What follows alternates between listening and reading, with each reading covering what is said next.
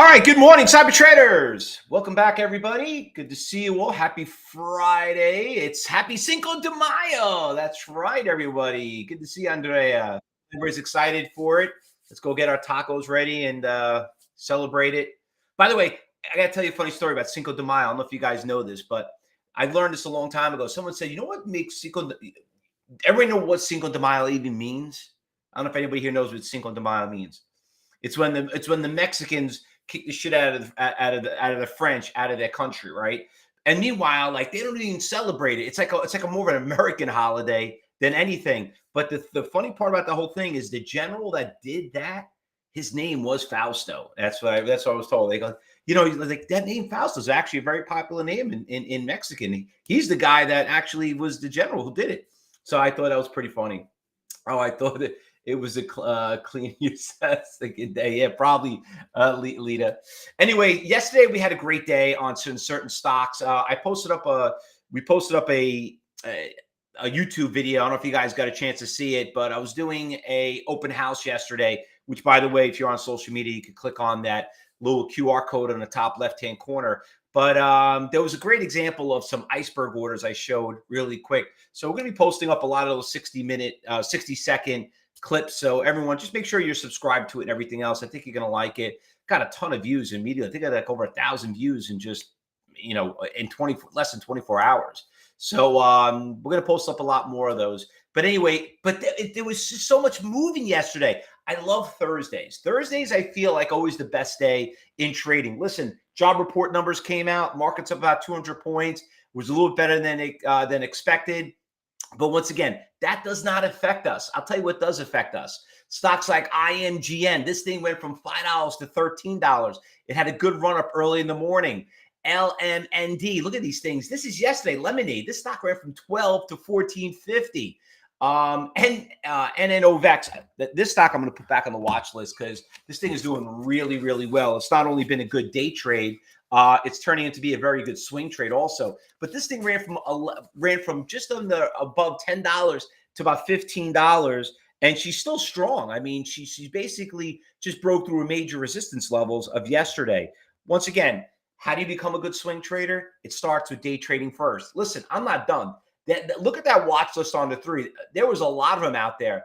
SGMA, another beautiful stock, cheap, $2.50 to $4.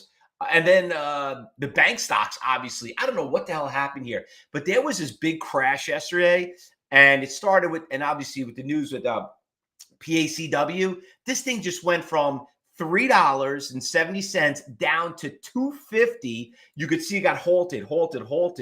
And then all of a sudden, it just did a big slingshot. This was such a great trade in the middle of the day.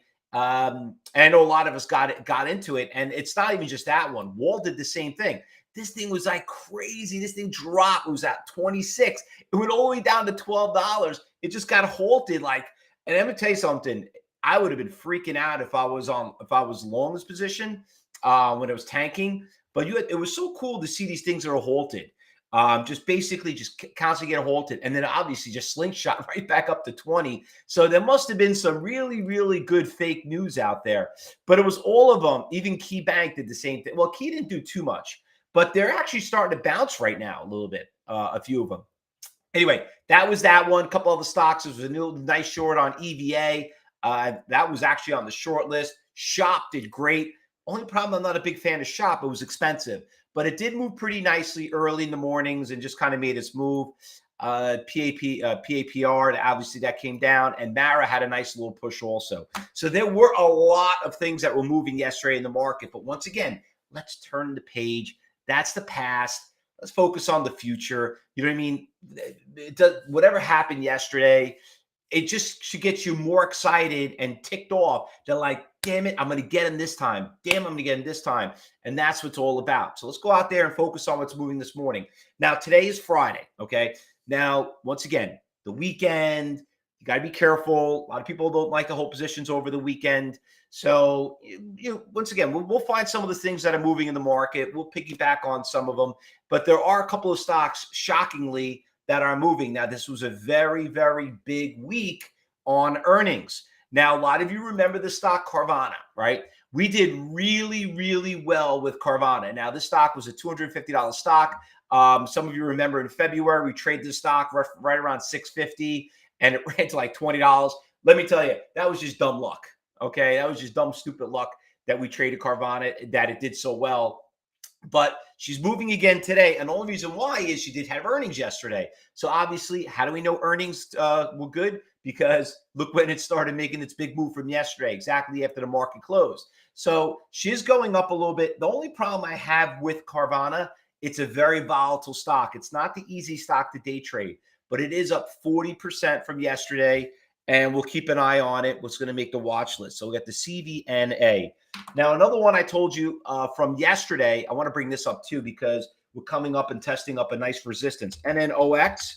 All right.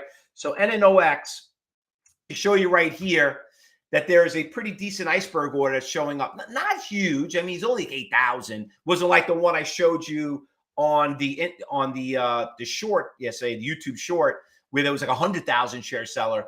But these red lines are telling you when he started and when he finished. But you could see we're having, we're getting a couple iceberg orders. It really kind of helps you, give you that sense of how to have the game plan. So for all you people out there that want to learn about those crazy 1,000 indicators, okay, you focus on the past. We're focusing on the future, and those futures are those orders. But anyway, NVAX is looking pretty well. It's breaking it's doing really well over the years. It's getting close to a major resistance levels from last year, right around that 1625. So it looks like we still got some move there in that position.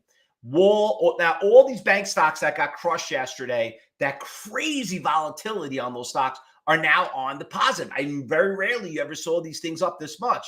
But Wool had a big support level it almost tested when it had that big crash on that stock back in March. And she tested it, but she did do a big, nasty, beautiful slingshot. I'm going to keep an eye on these stocks. So you got Wool, you got PACW,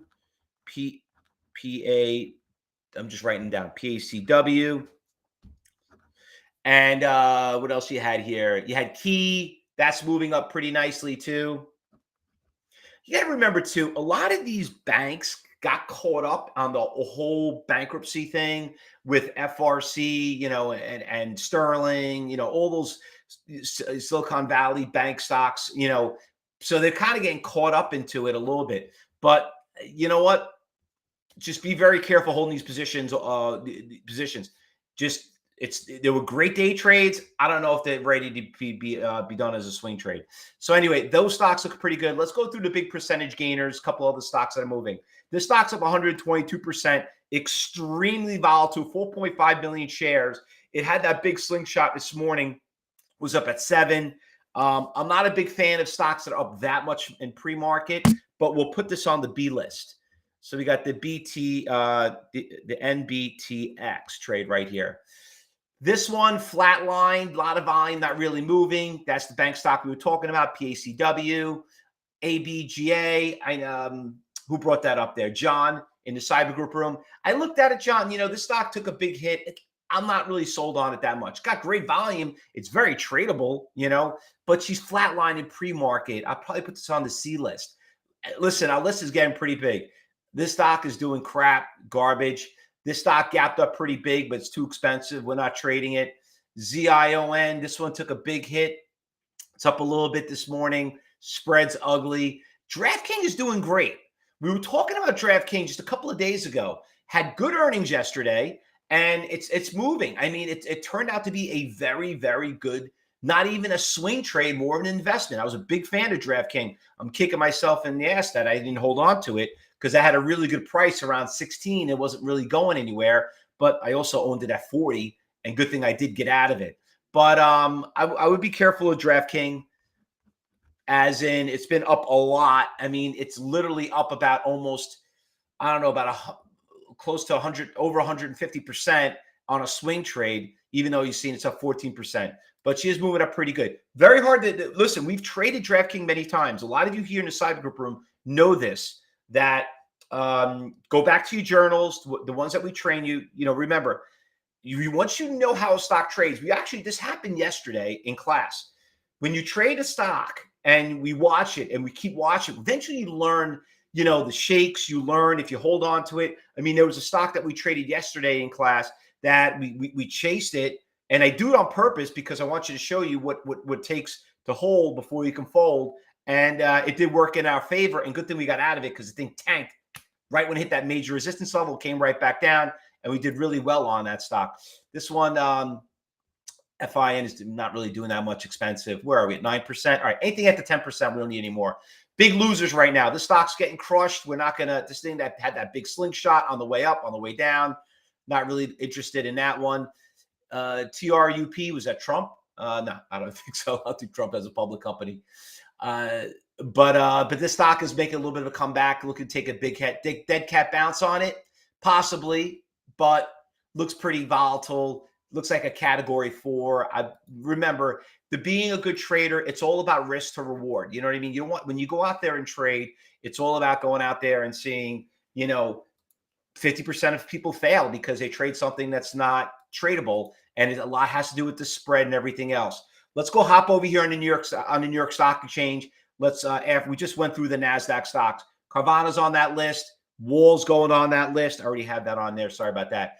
Fubo. Okay, this stock looks pretty cool. We traded this stock. You guys remember this stock? Remember this stock? We traded it back here. This stock was right here. Where is it? This stock had a big slingshot. It wasn't that one. It was right here. It was at $2. Thing ran to $8. This stock is moving. Let me go check on the level 4 and see where the orders are and see what all the algorithms and the dark pools and all those other crap people are moving it. FUBO. All right. We had a couple iceberg orders that showed up and they pulled it. We had a couple of 200,000 share sellers out here. I'll show you right here. You had a couple of orders, big orders out there. They pulled it, and she just popped right now from that price. Oh, yeah, look, she's going up pretty nicely. Big volume just came in. Not bad. Like the, ooh, really nice. Look at that. Listen, you remember we trade the stock, cyber traders. If you're not trading them, let's keep an eye on that. You know, if you haven't got in it already. This stock also, it's an ETF, but it's trending up. You know why we don't trade ETFs? Very difficult to see the orders out there. CMA, STEM, there's KeyBank. We know about that one already. GDN, not really doing too much. Any good losers? These are all ETFs right here. Yeah, this is all garbage. All right, so we got a pretty decent list here. We got 1, 2, 3, 4, 5, 6, 7, 8 stocks. Now remember, not all 8 stocks are going to be good when they go into the open. I know some of you know we've been here since 7:30 this morning trading them. Some of you guys did pretty good in the cyber group room, but we always find some new ones that do pop up as things go on when the market opens up. So just be very careful. Remember, it's Friday. Try to make your money. We did it yesterday. We made it early. But depending on where you are in the world, sometimes you just make your money and you come back. So we'll be back here. So let's get ready for the market to open up. We got about 15 minutes. If you're watching on any of these social networks, YouTube, Twitter, we'll post these out. We'll post to watch this on our Twitter list. But we'll be back here at 2:30 trading in the afternoon also. Or you can just click that top left-hand corner. You got that little QR code. If you want to come and join our trading room and see what it's all about, you're more than welcome to. In the meantime, everyone, happy trading. Be safe. Everyone else, we'll see you at 2:30. Cyber traders, we'll get ready for the market to open up in about 15 minutes. And remember what I always say, you see something, you say something. If you make your money, go home. We'll see you back here on Monday. Happy trading, everyone.